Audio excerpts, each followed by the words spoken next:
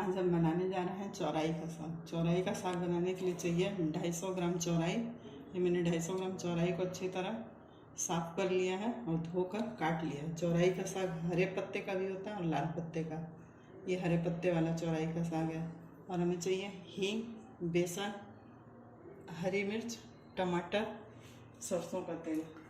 Gas पर हम कढ़ाई रखेंगे। मैं जब भी साग बनाती हूँ तो सरसों के तेल में सरसों के तेल और लोहे की कढ़ाई में बनाती हूँ। गैस पे कढ़ाई चढ़ा दिए हैं, गरम हो रही है कढ़ाई। अब इसमें हम डालेंगे 1 चम्मच, बड़ा चम्मच सरसों का तेल और उसे गरम होने देंगे। लोहे की कढ़ाई में साग बनाने से उसमें आयरन की मात्रा और बढ़ जाती है।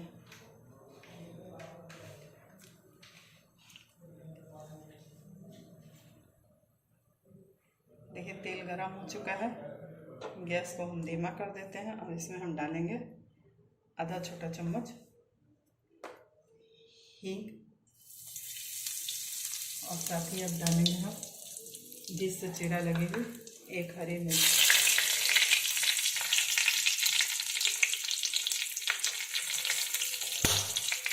और इसमें हम डाल देंगे नहीं कटा हुआ साग।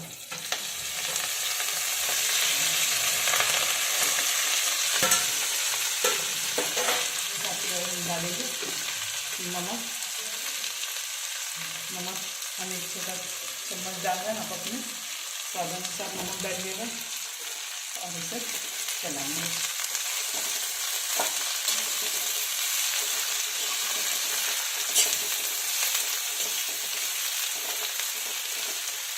इसी बीच अब हम 2 टमाटर को मैंने बड़े टुकड़ों में काट लिया था और इसे डाल देंगे और थाली से ढक देंगे।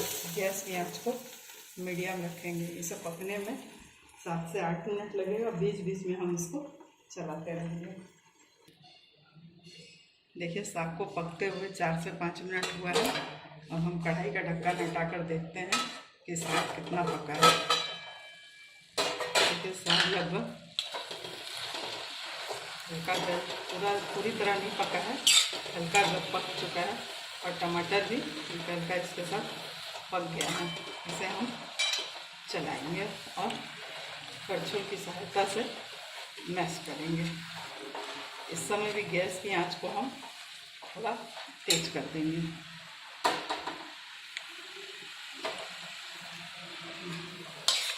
और इसे इस तरह दबाते हुए चलाएंगे ताकि साग अच्छी तरह मैश हो जाए और उसमें टमाटर भी मिल जाए। तो जो मैंने साबुत हरी मिर्ची डाली थी वो भी इस साग में मैश हो जाए।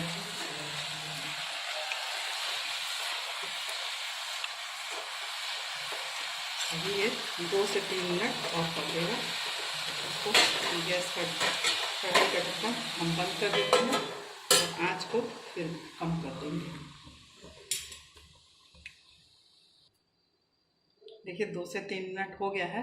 अब हम गैस कढ़ाई का ढक्कन हटाते हैं और देखते हैं कि साग पका है कि नहीं। हमें लग रहा है कि साग पक गया है। अब इस समय गैस की आंच को हम तेज करेंगे और तेज आंच में करछुल की सहायता से मैश करेंगे। देख रहे हैं इसमें टमाटर भी अच्छी तरह गल गए हैं। तेज आंच पे इसको दबाते हुए मैश करेंगे और भूनते जाएंगे।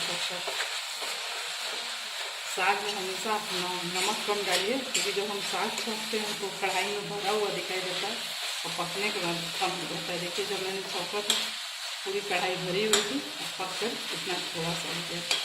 देखिए साग अच्छी तरह गल गया है। अब इसी समय अब हम इसमें डालेंगे बेसन।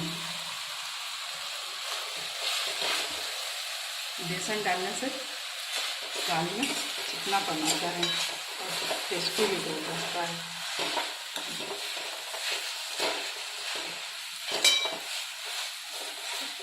बेसन को साग में चिकन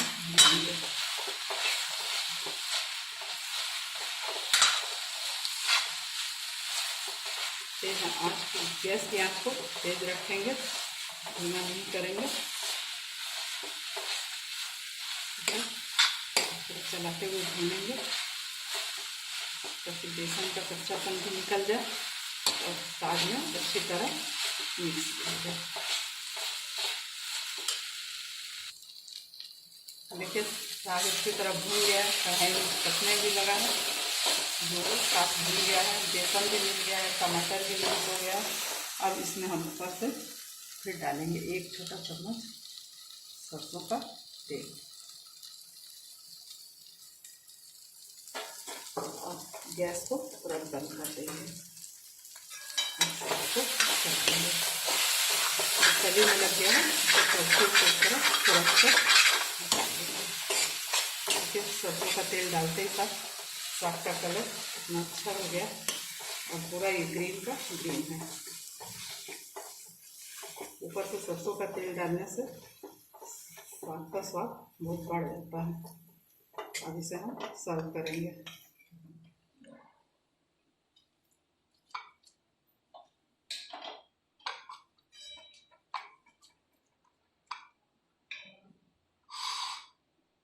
चौराई का साग बनकर तैयार है। आप इसे बनाइए, मुझे बताइए आपको कैसा लगा। आप मेरी वीडियो को लाइक कीजिए, ज़्यादा से ज़्यादा शेयर कीजिए और मेरे चैनल को सब्सक्राइब कीजिए।